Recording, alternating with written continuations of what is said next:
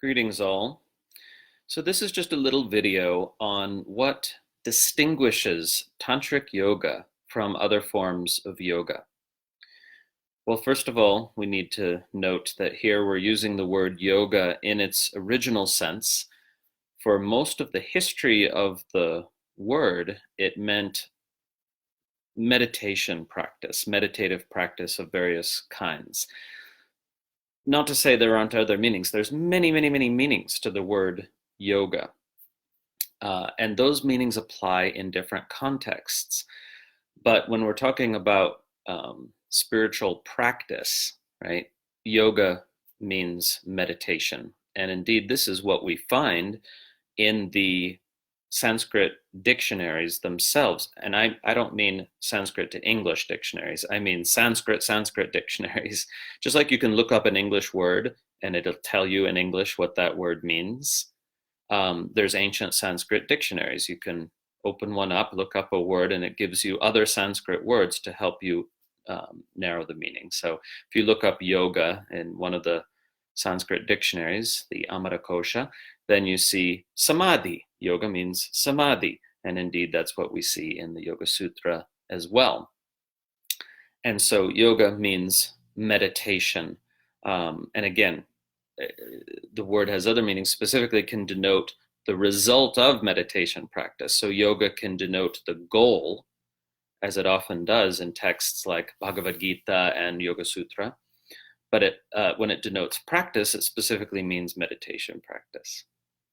So for most of the history of the tradition, somebody says the word yoga, then people would imagine somebody sitting in meditation.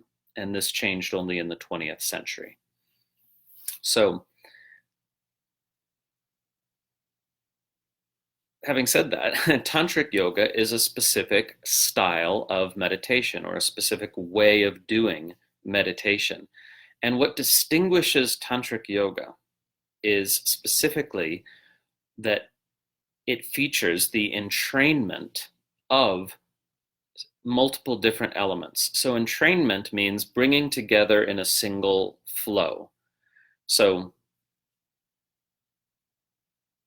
for example, if you're walking along with a friend and at first your footsteps are out of sync and then they naturally sync up without really paying attention to it, then that's entrainment, okay? So bringing disparate elements together in a single rhythm or a single flow.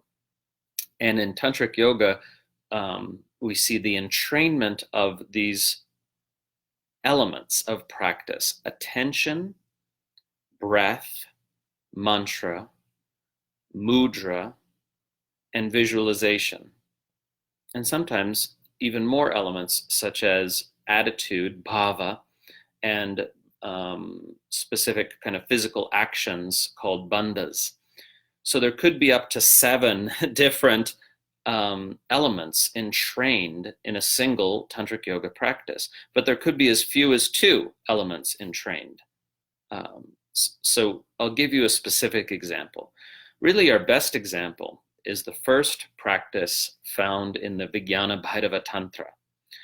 So the practice we find in verses 24 through 27.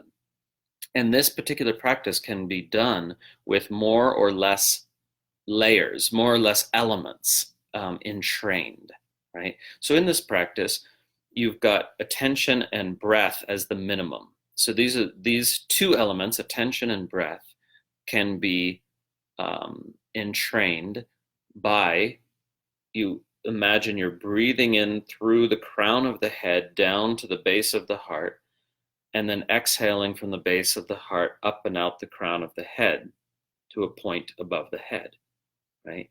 So you've got a focal point of attention, which is moving down and up, and it's in sync with the breath. So this focal point of attention is being inhaled down to the base of the heart and then exhaled up to Dwadashanta above the head. And you can just do the practice that way, right? Or you can layer in more elements. And this is exactly what typifies Tantric Yoga, that you can have as many elements as you like. Why would you have more as opposed to less. The main reason is you give your mind enough to focus on so that it can't really do anything else, right? So if you don't give your mind enough to focus on, it can be sort of thinking about past and future events instead of being fully present in the practice. So you give it more to focus on, right? So the busier mind needs more elements in the practice. And a mind that's already pretty quiet needs fewer elements in the practice. So this is a matter of upaya, skillful means or effective method. Do what works. So this is important because, you know, the teacher can't tell you, this is how many elements you should use, go. You need to experiment with what works for you. Do you utilize 2 elements, 3, 4, or 5? So I'll explain with this specific example that we have here, right? So the minimum, again, is attention and breath, right? But you can also have visualization in this particular practice I was talking about. You can visualize a brilliant point of light called a bindu point, a brilliant point of sparkling light. And you can visualize that's what you're exhaling up here and inhaling down to the base of the heart. You're inhaling this brilliant sparkling point of light down to the base of the heart and exhaling it up. So that's the visualization element, right? If you wanted, you could, you know, pick a particular mudra and follow that point with your mudra, right? If it is helpful for you, right? So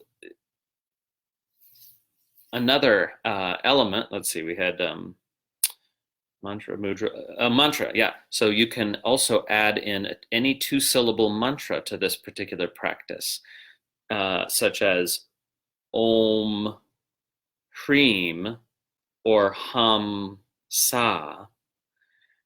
And that gives you more to focus on, occupies the mind more. So for those who have a very thinky mind, which is most people these days, I suppose, mantra helps the mind stay fully immersed in the practice because it's a word or a pair of syllables that adds in, that it kind of entrains the linguistic module of the brain.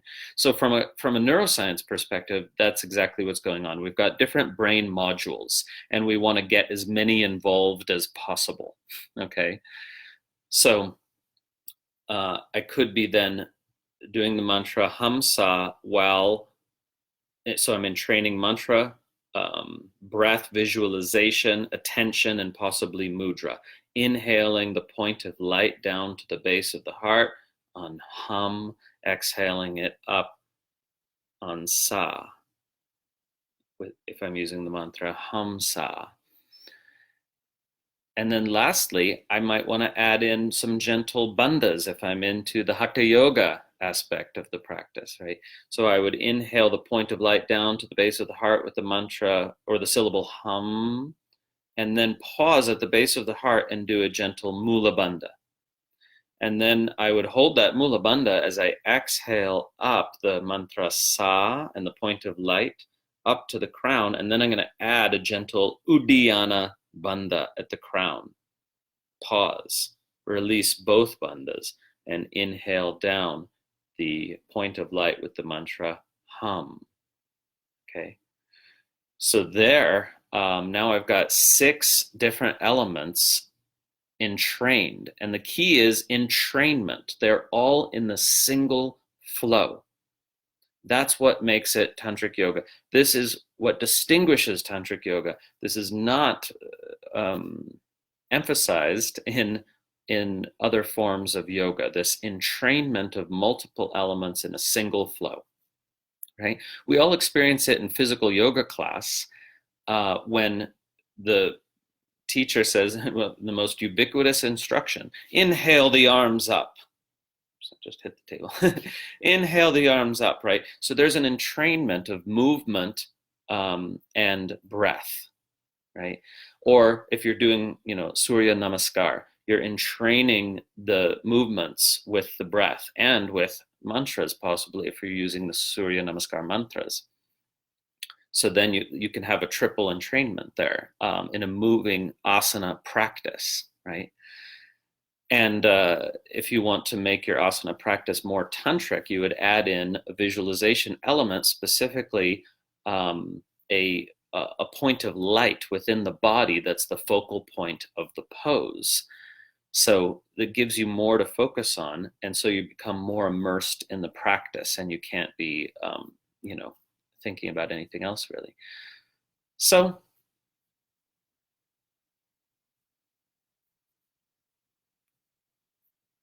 that's the that's the idea then, that tantric yoga is an entrainment of anywhere from 2 to 7 elements, where they're all entrained in a single flow. They're all fused together, like in the example I just gave, right? That's not to say that every tantric yoga practice features entrainment. It's just the main motif of tantric yoga practice that distinguishes it. So from a very practical point of view, if anyone were to ask you, well, what is tantric yoga? What makes it tantric? Well, first you would say, oh, well, it's tantric yoga because it comes from these particular primary sources called tantras. But on the practical level, it's tantric yoga because it features the entrainment of attention, breath, mantra, mudrā, visualization, and sometimes also bandhas and attitude, bhava, like an attitude of reverence or an attitude of gratitude. Okay, so somebody asks in the comment section, these are meant as doorways for going into meditation, right? Yes, of course. But if by meditation there, you probably mean samadhi, right? Where we're talking about just reposing in awareness itself. Okay, so yes, you do the practice, which again doesn't, you choose how many elements, right? If 5 elements is too many for you because you already have a pretty quiet mind and that seems too busy, then you just work with 2 elements in that practice, or maybe 3, so you got to kind of find your sweet spot. But it's also good to practice, using all the elements sometimes, right? To see what it feels like when you can actually settle into a practice that's utilizing, different modules in the brain, as it were. But yes, whether you're using 2 elements or 5 elements, or somewhere in between, doesn't matter. After doing the practice for a while, maybe it's 15 minutes, then you just release the technique, you let go of all technique, and you repose in awareness itself. And that's, what great meditation teacher Adyashanti calls true meditation. That's what some authorities call Samadhi.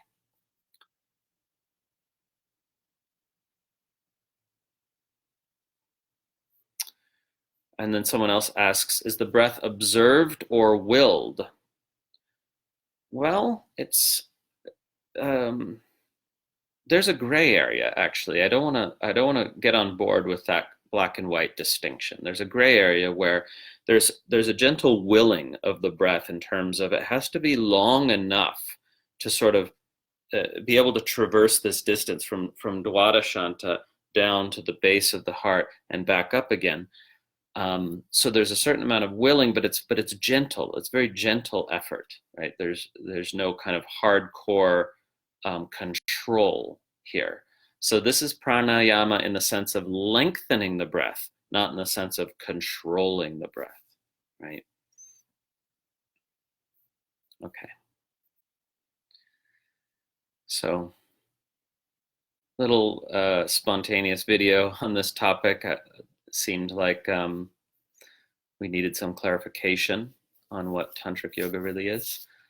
And there you go. Om.